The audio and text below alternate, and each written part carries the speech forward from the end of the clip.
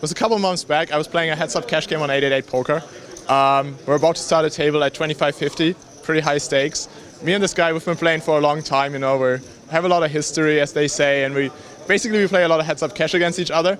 And so in this hand, I'm on the button, I have king-queen of spades. I open to 3 times the big blind, we're 150 big blinds effective, and so I open to $150. And he's in the big blind and he thinks for a little bit and he makes it 550.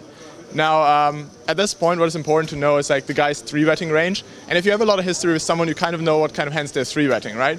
In heads up, typically you want to be using a mix of different hands, so like your 3-betting range is balanced in that way. So like with this guy, I kind of had an idea that his 3-bets are mostly like low-suited cards, almost never offsuit Broadway cards, and you know, like way too many like medium, like 5-6 suited, like 4 deuce suited type of holdings.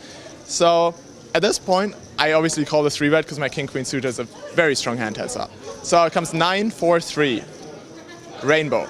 I do not have a backdoor flush draw at this point, and my opponent bets. Now at this point, I still think this hand is a call on the flop. We have 2 overcards. We don't have a backdoor flush draw, which kind of sucks, but at the end of the day we have 2 overcards. We might as well be good here, and on a 10 and a jack, I can pretty much comfortably continue against his range. Now, he bets around half the pot, and I tank for a little bit, and I decide, well, gonna call. Turns a jack, hearts, so it's not, now the flop is 9-4-3, and then the 9 and the jack are in hearts, and I have spades. So at this point, the guy bets again, and I basically decide that at this point, I beat all his 7-8s, I beat all his 5-6 suited combinations. He's even the type of guy to 3-bet the 5 deuce suited, which at this point has now picked up, has picked up an open ender as well. So at this point, I decided that with my king-queen high, I might as well be good here again. And I could hit a 10, and that 10, then I get paid, or I could river a king or a queen, and I might as well be good. So at that point, he bets, and I call again, and the river's an offsuit jack. So now hearts, brick, 5-6 offsuit, like, 5-6 doesn't get there, 5 deuce suited doesn't get there. All these hands, they don't get there, and then my opponent decides to jam still.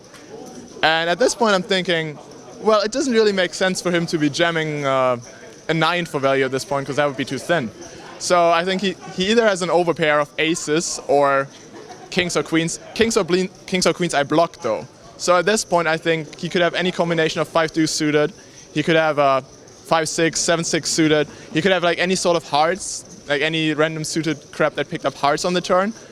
And basically, I've also decided that I block queen jack suited and king queen suited.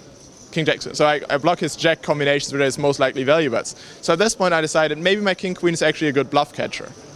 I mean, I was not sure about the hand. I thought about it for a long time, but at the end I decided that I would call simply because I know that he never has an offsuit jack in his 3-betting range.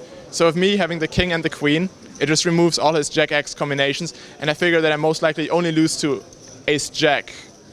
And I'm not even sure if he 3-bets at 100% of the time against me, given how we've been playing, and I've just played with him for a long time, and I've never actually seen him show down ace jack in his 3-bet pot. So I ended up calling, and he shows 6-5, and I win like a $20,000 pot.